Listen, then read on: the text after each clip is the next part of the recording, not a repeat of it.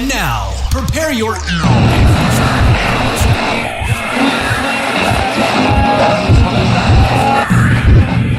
extended universe. Warning, the following program features content that may not be suitable for all audiences. Listener discretion is advised. The Beaucephus Broadcast. Greetings, boys and girls, and welcome to episode 64 of the Beaucephus Broadcast. Glad to be back in the basement with you for another week of shenanigans across the World Wide Web. Boy, am I worn out, but it is a Saturday, another rarity that I am recording on a Saturday, but glad to be here. Weather seems to be decent. Might be a little rain coming in the forecast. I don't know why I've started the last few podcasts out with a friggin' weather forecast. It's not relevant by the time this is released, but it is what it is. I guess I'm just trying to fill you in on what's going on in my neck of the woods. Regardless, pretty quiet week on this front. Not a lot to report. I did a little expense trimming throughout the week, though. A lot of digital service, because I'm thinking about switching my bank account over. I have a bank account that's still located in Memphis that I've had for essentially my entire life, and it's just not convenient. You know, if I get paid some money to do a show, I can't really, if it's cash, I can't really take it and deposit it. I'd have to drive to Hannibal, which is, a good 20 minutes away to make that deposit. So it's just not worth it. So I'm looking at moving my account to a bank in town just for the sake of convenience, right? So I can actually go into the bank and get my change converted to dollar bills and whatnot. So in order to do that, I wanted to kind of lessen the hassle by cutting out some stuff that is automatically deducted from my checking account, like paid service subscriptions, stuff like that. So I went in and kind of axed some of that stuff. So HBO Now, got rid of that. Really enjoyed it. There's a lot of good stuff on there, but I wasn't really using it enough. I was watching like Westworld and Silicon Valley and Barry. So, I'll probably re-up by the time the next season of Barry comes around. But for now, I'm just going to save the money. I could do a lot with that extra $15 a month. The other thing I canceled was a subscription to Stars, and I signed up for like this free trial, and I guess I forgot to cancel it when it ended, like a week later or whatever. Totally forgot I had it. And Amazon kind of buries that from you, or at least they buried it for me, or I'm getting to that point where technology is no longer my friend. I'm hitting that level of senility, perhaps. Maybe not senility, but close enough. So yeah, Amazon kind of hides that from you. So I found out when I got charged this weird amount on my bank account through Amazon, because I know when, my PlayStation Vue subscription comes out, I knew when HBO came out, all that stuff. So this random charge, and I was like, what? What is that? So I nipped that shit right in the bud. Don't be hiding stuff from me, Jeff Bezos. Biatch. So I mentioned PlayStation Vue. I've also decided to make the switch to Sling. As far as a streaming television provider is concerned, I've had Vue for, a couple of years now, and they upped the price from like $30 to $40. I know it's $10.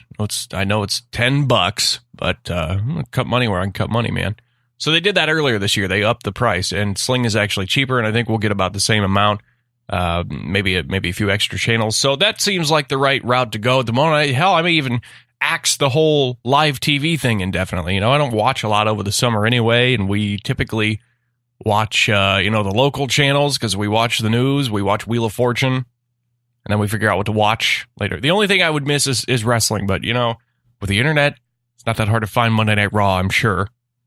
So I don't know. We'll see what happens. May axe the whole live streaming TV thing, just go the Netflix route. I'm not sure. But if you watch the news, like I mentioned, I do every night at 6 o'clock because I've evidently become my parents at the age of 29. It was announced recently that IHOP would be flipping its P upside down, which would obviously make it a B, right? So the internet's in an uproar over this. I don't know if it's a negative uproar, but people are talking because people talk on the internet. Now, I'm not entirely sure if this is like a legitimate thing, or if this is maybe some sort of publicity stunt or some sort of campaign that they're going on. So IHOP announces the P, the famous P in their name, after 60 years, is now going to become a B. But they wouldn't reveal what the B stands for. Now, obviously, you would jump to the conclusion that, well, it's going to stand for B because they're kind of a breakfast joint, right? Well, IHOP is evidently saying, no, it's not going to be breakfast. It's not going to stand for breakfast. So will it stand for anything? I don't know. Maybe it just looks nicer when it's written out that way. I don't know. Who knows what the B is going to mean? But they're gonna announce this June 11th, what the B stands for, or what the B is, or what the whole thing is behind this movement, this change, this publicity stunt. So June 11th, which is also the day that this episode arrives. Coincidence? I don't know. Perhaps. Maybe IHOP's announcing a partnership with Beaucephus himself. The show's now going to be conducted in IHOP locations throughout the United States and beyond. I don't know. I guess we'll just have to wait and see. I'm not going to tell you. Not going to tell you. We'll tell you one thing tonight is we're down at Mark Twain Lake in Monroe City, Missouri, or out in BFE, really. I don't know if it's got a technical... I don't know where the nearest city is to that, honestly. But anyway, a place called Party Cove. It's not the Party Cove of the Lake of the Ozarks where chicks are showing their tatas and you're throwing beads over them like you're playing a game of horseshoes or something. So it's not going to get that wild. But I got to tell you, after the whole back injury thing, this whole play music thing, it's going to probably take to the back burner here towards the end of the year. It's just...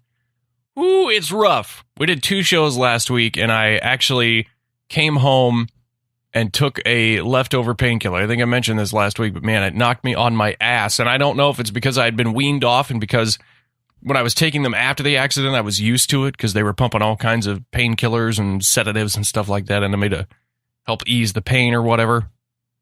So I'm going to guess, since it's been 4 months since I've regularly taken anything like that, that's why it had that effect on me. But man, I am telling you, I have already kind of put the message out there that, hey, this whole band thing is not going to go well for me.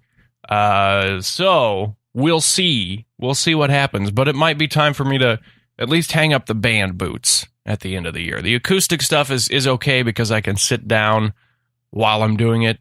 So I don't know. We'll see what happens. I'm kind of at that Bone Thugs moment. I'm having that crossroads conversation. It will be interesting. But here's something you can mark your calendars for. If you're a listener in the immediate area, the Micro Wrestling Federation is making its way to Keokuk, Iowa to L Train's Bar. Saturday, June 30th. They are promising an exciting night of micro wrestling. Maybe you could build this as a big little night of action, or a big night of little action. I don't know how you want to phrase it. But I tell you what, though, I reached out to this promotion about having a conversation, about the federation and the event, just taking some time to talk about the whole thing. The promoter was on it, man. Wasted 0 time in getting back to me. We were on the phone legitimately right after work. I got off the same day, and that's a rarity. That was pretty cool. So hang tight. We're going to learn all about the Micro Wrestling Federation when we speak to the owner and promoter, Jack Darrell. A brief conversation with the Redneck Brawler as well. That is all coming up next here on the Beaucephus Broadcast. You're listening to the Beaucephus Broadcast. Grilling season will be here before you know it. This year, choose Kingsford Charcoal Briquettes for unmatched quality and impeccable flavor that'll have the whole neighborhood talking and flocking. Here's what Kingsford users are saying about Kingsford Charcoal Briquettes Easy Light Bag. Worked great after Hurricane Irma knocked out power. It's convenient, but not my favorite option. Save your money. Well, it worked okay, but it wasn't clear from the instructions how to open the flap properly. Grilling season kicks off with Kingsford. Now, back to the Beaucephus Broadcast.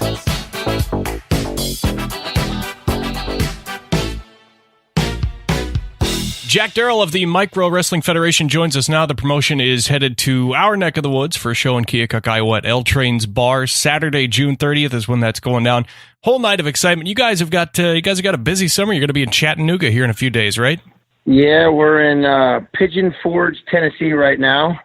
We had a few days off, and we one of the kids that used to work for our company now works in one of Dolly Parton's dinner theaters over here. So we had a few days off. We parked the RV in an RV resort and went to see the dinner show and hang out. And we have a show tomorrow in Knoxville, Tennessee, at a Harley-Davidson dealership. Then Friday, we're in Lebanon, Tennessee. Saturday, Chattanooga. And Sunday, Waynesville, North Carolina. Yeah, so you're making your way kind of northwest. Like I said, you're going to be in Keokuk June 30th. How often out of the year do you guys travel? Are you pretty much almost all year round? Oh, yeah, we do 200 shows a year. I have about 15 little people that work within the company. I usually travel with between 8 and 10 of them. Like right now we're on the road. We have 7 guys and 2 girls. One of them is former WWE superstar El Torito. So he's now wrestling with us as Masquerita Dorada. And we do about 200 shows a year from coast to coast. We've already been to Florida twice this year. We went to California and back. Now we're on the East Coast working our way. We're coming through you guys. We're out to the set. We're doing from June 1st to June 17th. We're doing 12 shows in 17 days. I'm giving everybody about 10 days off. And then our first show back is in Keokuk. And then we're heading to, actually it's Bellevue, Illinois. Then we're heading to Keokuk and making our way up through Nebraska, South Dakota. We'll be in North Dakota for 2 weeks. So, yeah, we got 200 shows a year easily from coast to coast. That's impressive. So how did you come to get involved in all this? How did the Micro Wrestling Federation begin? Oh, man, I used to, back when I was 21, I'm 49 now. When I was 21, I was a supervisor at UPS, and I was moonlighting as a male stripper. And I was living in the Tampa, Florida area, and every nightclub down there did 2 male review shows a week. So there was like over 100 male strippers all around the area. And I was doing the UPS thing in the morning, doing that at night, figured out how to run one of these companies, quit UPS, started my own stripper company, was running that for years, doing 200 shows a year with that. And then I ran across a little person named POD. He went as the Pissed Off Dwarf, and he had a company called the Micro Wrestling Federation. And at that point, I was booking 2 male reviews, a female review, and like 10 groups of 2-man comedy shows. And I ran into POD, and I was like, oh, my God, this is amazing. I could book this. I had a database of thousands of clubs. And we worked out a deal, and I ended up buying became his booking agent, stopped booking everything else. And then I got into booking his show and ended up buying it from him a year later. And here I am. Man, that's a hell of a career path. I don't think I will ever come close to anything, especially the male stripper part, for sure. I got no business doing that. I'll keep that at home. Me neither. I'm 49 now. You've amassed a lot of talent, though, and you refer to this as midget violence, correct? Is that kind of like how you promote this?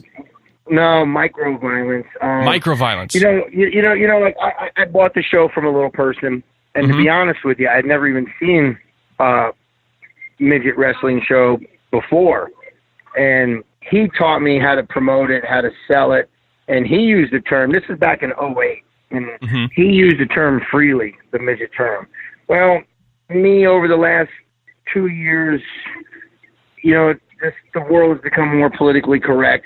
Right. I have a couple girls that work for me. I don't like saying the word around them. With these little women shows that are out there now, they don't like hearing the term. And a lot of the kids that are in my show now, they grew up and it's no big deal to them. It's just another word, Sure.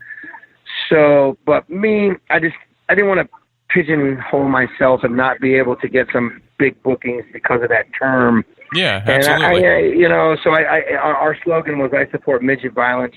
That was the slogan when I bought the company, and that's on all our T-shirts, hats, and our social memorabilia and all that stuff.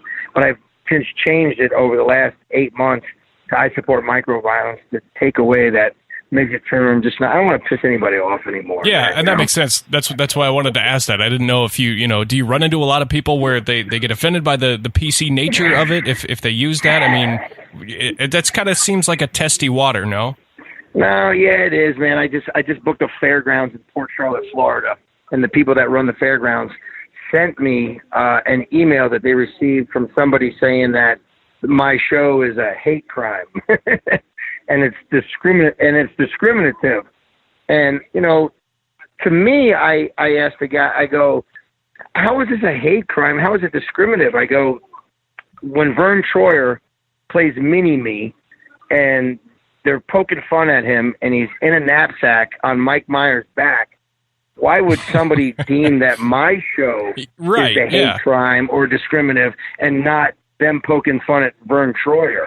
And it's interesting because it's obviously voluntary on their part, and they're collecting a paycheck for this. So that's bro. These kids have been from the moment they were born. They were they born with an adversity in life, and they've been told that, hey, you're never going to be able to do this, you're never going to be able to do that, and all of a sudden a company like mine comes around, and these kids are now living their dreams as professional wrestlers. People say, oh, you're exploiting these guys. I'm like, listen, man, I didn't cart any one of these wrestlers over here on a boat from wherever. They're not shackled and chained up in a dark basement and forced to learn headlocks and arm bars. These kids are doing this voluntarily. They're amazing athletes. There is no comedy in our show whatsoever, as far as you see on TV the stuff with Hornswoggle and pinching the nipples and running around the ring. We don't do any of that shit. These kids are doing moonsault, backflips, missile drop kicks off the top rope. I watch it every single night, and I'm amazed that these guys are legit athletes. And it makes me mad. It makes me mad that, the little people of America, there's that association. It's a governing body of little people. And their big thing, I think, against this is the fact that the word, whether it's midget or micro wrestling, makes it seem diminutive. You know what I mean? Why? Like to them, I believe and I'm just speculating, because I did an interview yesterday and the LPA came back with some comments, and they don't like the term, why can't it just be called wrestling? Well, it can't be called wrestling because, to be honest with you, there's a million indie organizations that nobody cares about. So for us to call this micro wrestling puts a light on these guys. You know what I mean? And it's not in a negative way. These guys aren't doing anything that pokes fun at them. I don't even use the term midget anymore. And when I open my show every day, if you've never seen a micro wrestling event, raise your hand. Most of the people raise their hand. And I tell them, when you leave tonight, you're going to have a newfound respect for the athleticism that is about to be on display, because it's amazing. Like I said, what these guys do, why can't people look at this as just a mini WWE? And it's because there's been a negative connotation with the term midget and wrestling for years. And we're trying to educate people and change that now. Yeah, I like that. Well, when you watch these promo videos, I mean, these guys are taking legit bumps, just like anybody, any of the pros would. So, to discredit them as not being athletes, or for them being, demeaned by the term micro wrestling or anything like that. That's just, I guess that's the nature of the beast that we live as a part of now. But your talent pool, you keep referring to them as kids. What is the age range of your performers? Right now, my youngest is 20. My youngest wrestler is 22, and the oldest is 40. So, but El Torito, I believe, is 35. His brother that works for us as well is 40. But other than them two, I think most of the age range is between 22 and 31. So they're quite young. They're all young kids, You can book a cage match. Tell me more about the cage match that you can get. We've got as the main event, the Micro Rumble Steel Cage match. We started off just with there's 4 companies out there. There's mine. There's one shitty little small one that everyone worked for me, and I fired them all. Then actually the other 2 companies, the one company, one of them, the guy running it and everyone that he had at the beginning worked for me, and I'm the only one out of all of the companies that have the steel cage match. And it's just something different. To be honest with you, I don't really know if it draws a crowd for us, other than the fact that when people come to see us, I'll ask, how many people out there are religious WWE fans? And generally no one raises their hand. The people that come to see us really aren't coming to see the wrestling. They're coming because they're inquisitive regarding the little people, So I don't really advertise toward WWE fans. Like when I do my Facebook and Instagram advertising for the shows that we go to, I don't put in like WWE or anything. I'm just, people, now they see these little women shows and, this little people big world. They're inquisitive, about the little people, man. So, but I used that steel cage match because I thought at the beginning it would draw people, but I don't think it makes a difference, to be honest with you. I try to change stuff up every time I go to a gig, but every time we go back to a place, it's always a different crowd. Yeah, I think, it's wrestling's wrestling. You're going to be a fan no matter what kind of wrestling it is, I think, at the end of the day. So, you've got a pretty good following, I would say. Tell me about, do you guys do you go through like promo school, things like that, training? How are these guys trained as far as, being able to talk on the mic, being able to, their in-ring skills? Well, as far as them talking on the mic, I was an MC for years. I did bikini contests, male review shows, female reviews, comedy shows. So when it comes to them talking on the mic, and I'm a real big proponent of that. Like, there's nothing better than going to one of these shows and listening to these little guys, the heels, talk smack. And, we sit down, we work on what they're going to say. They'll go out there, they'll do their promo in the ring. I'll say, hey, when you come back, look, this is what you need to do to perfect it a little bit. And then a lot of times they come up with all the stuff, on their own, So, but I love the smack talking from them going out there, because I think that it's an engaging part of the show.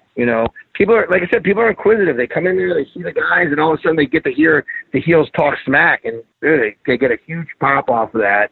And right. It's something that I really enjoy. So do you train them as well, or are they kind of responsible for their own? Where do these guys train? No, actually, I got involved in this business. I bought this company in 2008, and back then, a guy named Pat Tanaka. Pat was in the WWE for years in the Orient Express. Then he was a trainer at the Power Plant at the WCW school, or the Power Plant, which was a WCW training facility in Atlanta. Well, I knew Pat from years because I lived in the Tampa, St. Pete area where Hogan, Macho Man, Brutus the Barber Beefcake, Greg the Hammer Valentine, Macho Man lived there. I mean, bro, Dean Malenko, like there was dozens and dozens of guys that lived in that area. And I knew Pat from that time period. So back in 2008, I brought Pat into the little people wrestling business, and he trained several of the guys that I had, and then moved on to most of the guys that are here now were trained by Pat, and then the guys that Pat trained had trained some of the other guys. So they've all had the experience then. Yeah, and I do have a couple guys that have not been trained. That I was away from the company for a few years. Actually, to be completely honest, I had to go to prison for a few years, and when I went to prison, my buddies kept the company running for me. And when I got out, they were doing the best they could, and they had a few guys that these kids they just threw them in the ring, which I would never do that. You know what I mean? Right. Like that's just but these kids were successful at it, and there's a couple of them with me right now, and you put them in there with a guy that's experienced, like the Redneck Brawler, Lil Show that you'll talk to. He's probably the most passionate kid that I have ran across in this business. Like every night to him, it's like Wrestlemania. Like he's not going out there and wrestling any less than 30 or 40 minutes a match, and you're never going to see the same move twice. I mean, the kid's wrestling IQ is so high, it's incredible. Matter of fact, two of the kids that work in my company were just down at Wrestlemania. Did you watch Wrestlemania this year? I kind of caught, most of the important stuff. So yeah, they came out with New Day dressed up like pancakes. Oh yeah, caught that. Fantastic. Yeah, good stuff. Yeah, two of those. Yeah, one of the kids doing the worm, that was the Redneck Brawler, and then there was another kid, that worked for me. So it was cool because we were on tour out in California. I had a show that was going to have 1,500 people at it. And he was like, look, man, WrestleMania needs some guys. And I would never stand in the way of them, fulfilling their dreams. You know what I mean? Sure, yeah. I mean, they didn't get paid a whole lot of money, but just for a kid that, his whole life is predicated on the WWE being the pinnacle of his entire life, to not allow him to go, to WrestleMania. And think about it, man. They paid him a little bit of money. They got there. They got to be backstage. They got to get on TV. They got to be around the WWE guys. I mean, like, think about it. If you wanted to go to WWE and go backstage, how much money would that cost you? You know what I mean? And these guys, kidding. A couple of these kids had the opportunity to do it, and I was glad, that they were able to go, and it was cool, So absolutely. Absolutely. You mentioned Redneck Brawler a lot. Is he kind of like your Undertaker of the locker room, kind of the big guy?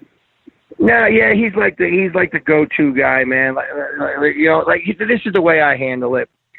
I'm not little. I run the shows, I book the shows. I let these kids handle the locker room.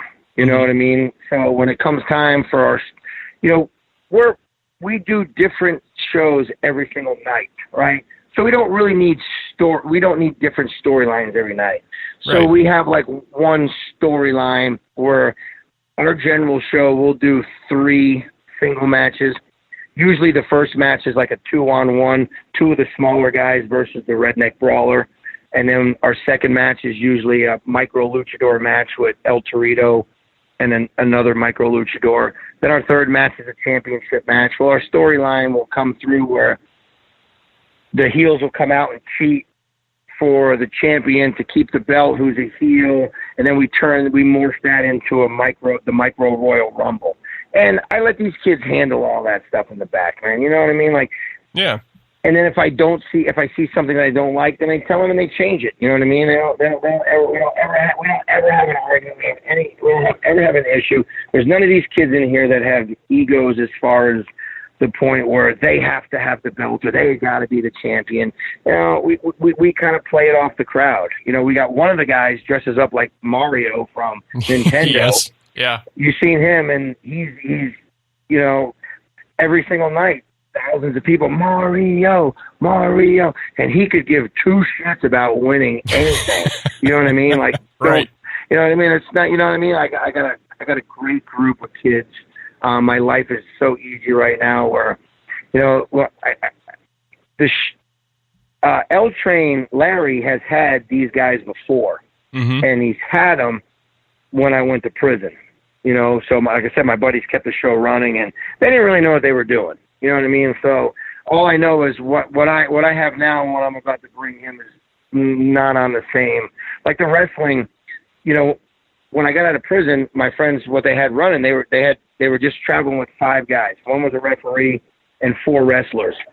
Man, you could only, these kids are out there wrestling a single, a tag team, and then like a battle royal. That's exhausting. The crowd is, and the crowd is seeing these kids in every single match. It's like, come on, man, get over it. But, these guys didn't know how to sell a show. They didn't know what they were doing. Now I'm traveling with, like I said, I got 2 girls and 6 or 7 guys out here, and the ideal show for me, I've experimented with 13 little people, and I've experimented with 4.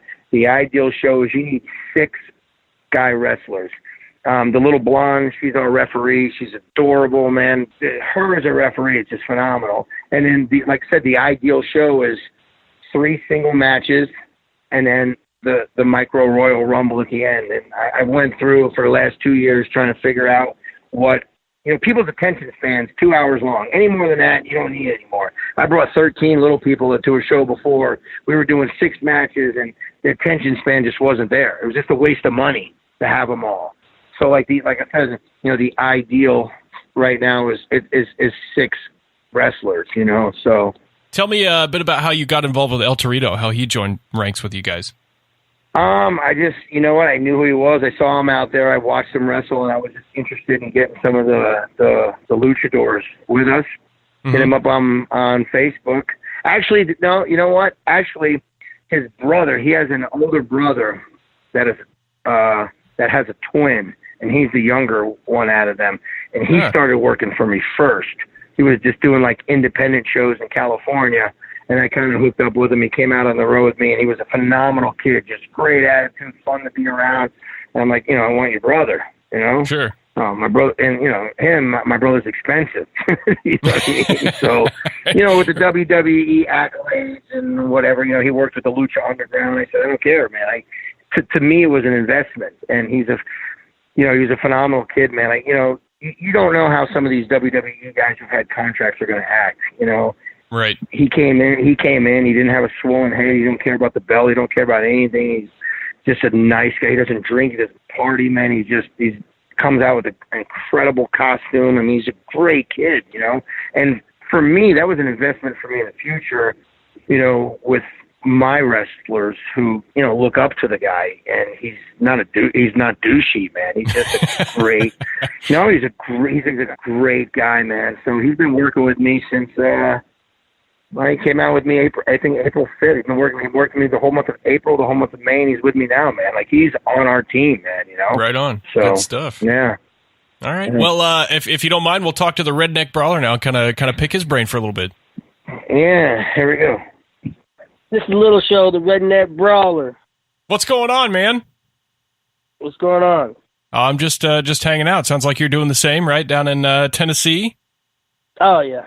Talking to Jack a little bit about how this whole thing's happening and how busy you guys are. You guys, of course, going to be at L Train's Bar Saturday, June 30th in Keokuk, Iowa. You're kind of like, Jack tells me that you're kind of the top guy behind the scenes. You're kind of the go-to guy, is that right? Man, I don't know about all that, man. I've been in the business about 14 years, and like I said, I'm a young guy too. I'm 27, but like I said, I started out when I was 13, so I've been in it a long time. So how did you get started at 13? I mean, how did you find a place that would train a 13-year-old guy? Well, in Tennessee, you don't have to have license or nothing to wrestle. So really, I got started with Jerry the King Lawler. Wow. Yeah, imagine me at 13-year-old with Memphis Power Pro Wrestlers. I'm back there with Coco Beware, back there with Bill Dundee. I'm back there with Ryan Christopher. At that time, there was a big guy named Shock. That dude was huge. I remember him. So you've been at this for a while, and Jack tells me that you were actually part of the New Day's entrance at Wrestlemania. Tell me how that experience, was that kind of like the pinnacle of your career thus far? Yes, it was. So how did you come to be involved in all that? Man, I woke up and I had a text message from this guy named John, and he was from the WWE, and I was like, how did they get my number? But I also remember, like, maybe 2 years ago, I filled out a WWE thing, and so I guess they got it from there. But so I called him. I was like, yes, this is I texted him. I said, yeah, this is Jacob, aka Lil Show. And they was like, and then, like, dude, 5 minutes, he called. WWE called me. Wow. Like, holy smokes. So, like, like my heart dropped. I was like, oh, snap. And so, I mean, yeah, New Day, they're wanting to do this they want some little guys for WrestleMania for the pancake gimmick. And I was like, okay. And I was like, well, how many do you, I said, first thing I said, well, how many do you have? And he's like, none. So he just had me. So I made a couple calls, and yeah, it worked out great. No kidding. What was that atmosphere like? Man, I got there the day before, to rehearse. Went in there, at first they were just like, okay, we had to go in this room and just sit there, fill out all these papers and stuff. And meeting Vince, that was an experience, I have so much respect for the guy. Sure. It was like P's and Q's, try to sort the other back, and like, so, and then the New Day, dude, they are awesome guys. They're very down to earth, they kept saying, thank you for doing this, thank you for doing this. We was like, no, thank you for having us, like, thank you for using us. So, absolutely. So we, New Day did the whole thing. They told us how they want us to do it. And I remember going out there and we went rehearsal. And then I pulled what if we did the worm? This is WrestleMania. What if we did the worm? And he's like, I don't know. So eventually, he actually asked. He's like, so you just try to do the worm? And he was like, look, dude, we just want you guys to go out there, dance, go crazy, and have fun. And remember, smile. Always smile. So we did that. And our last rehearsal, we hit the worm, and Vince, he loved it. So that's got to feel good. So tell me a little bit about the Redneck Brawler. Who's the Redneck Brawler? You face? You heel? What's your story? I'm Lil Show, the Redneck Brawler. I'm the Redneck Brawler for one reason and one reason only.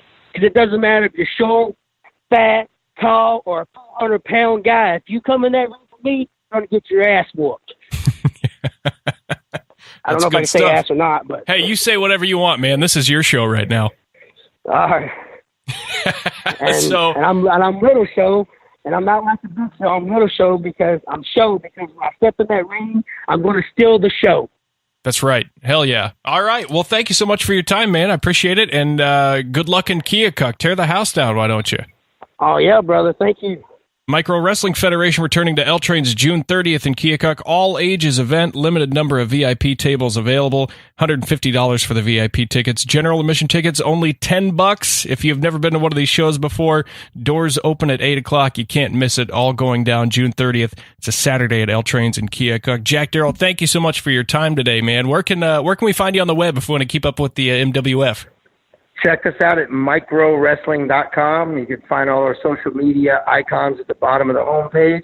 We have a newsletter that you can sign up and find out when we're coming back to your neck of the woods, and our calendar's on our website. And we do 200 shows a year, and we put up videos every single night on Instagram, Facebook, and Twitter. So you can find us and check out all the action and what all the hoopla is about. All right. Good stuff. Jack Darrell, thank you so much for your time today, man. I appreciate it. All right, bro. I'll see you at the show. You're listening to the Beaucephus Broadcast. For years, you've heard the rumors about actors Tom Cruise and John Travolta. But now, it's time to set the record straight. Both of them are featured in the greatest game ever. Movie Showdown. Movie Showdown is the multiplayer game for movie fans. Compete against friends, showdown against film buffs, and channel your inner Nicolas Cage to become the ultimate movie champion. Download Movie Showdown on iOS now. We now return to the Beaucephus Broadcast. Hey, what's happening? That is going to do it for episode 64 of the Beaucephus Broadcast. Appreciate you listening. Appreciate Jack Darrell and the Redneck Brawler. Don't forget, Micro Wrestling Federation returning to L Trains Bar in Keokuk, Iowa. Saturday, June 30th. Tickets still available. Contact L Trains for more information. Hey, don't forget to leave feedback wherever you're listening. We are almost at 25 reviews on iTunes. I know that's a very relatively low number compared to some of the other ones. I know somebody that's got almost like 400 reviews on iTunes, so that's insane. But, if you feel like promoting the show, you want to say something nice, you want to say something absolutely just degrading and terrible, you can do that as well. No matter what platform on which you are listening, please take a moment to leave a review. Social media, hook up with us there as well, facebook.com/Beaucephus Broadcast. Follow me on Twitter and Instagram at BeauBcraft.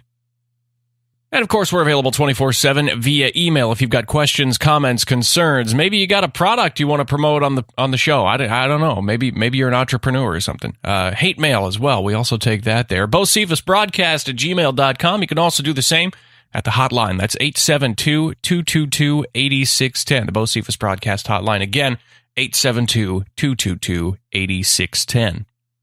Going to be a fun summer for the old podcast, ladies and gentlemen. We're going to have some contests coming up on social media this summer. As a matter of fact, our friends over at the Poop Culture Podcast actually sent me, I got in the mail the other day, 3 poop knives. You might have seen this viral story on Reddit about a poop knife, like this family that pooped so big, and this guy was like, well, doesn't everybody have a poop knife to break that up? Boom. Poop knives suddenly became a thing that you can order on Amazon. Well, lucky for you, I guess. I guess if you want to say it's lucky for you, if you want to win one of these, we got a few that we're going to give away. So we're going to do some contests over the summer, and some lucky listeners are going to walk away with a poop knife, maybe a t-shirt as well. And that reminds me, t-shirts, the official Beaucephus Broadcast t-shirt is available now on Amazon.com. It is Prime eligible, so that means you get free shipping and you can get it in 2 days. Cost $19.99. Variety of styles, colors, and fits available for men, women, and children. The official t-shirt available now at Amazon.com. All you have to do is search Beaucephus Broadcast and get your hotly anticipated t-shirt of the summer.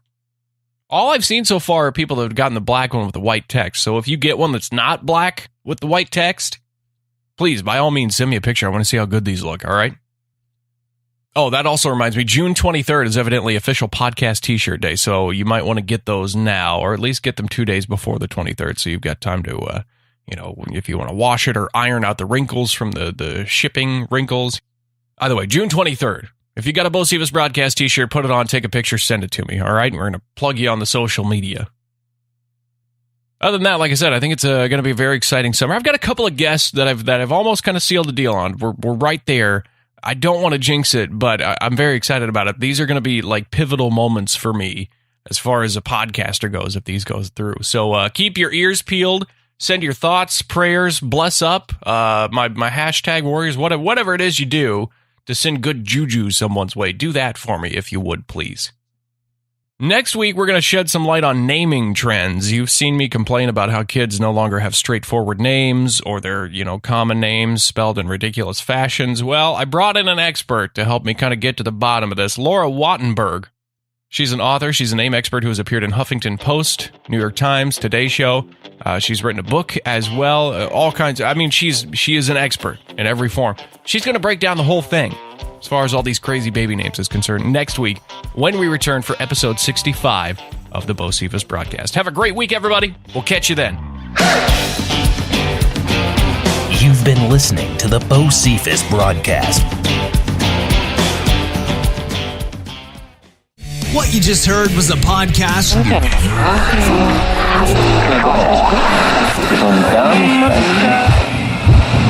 Way to www.poopculture.com.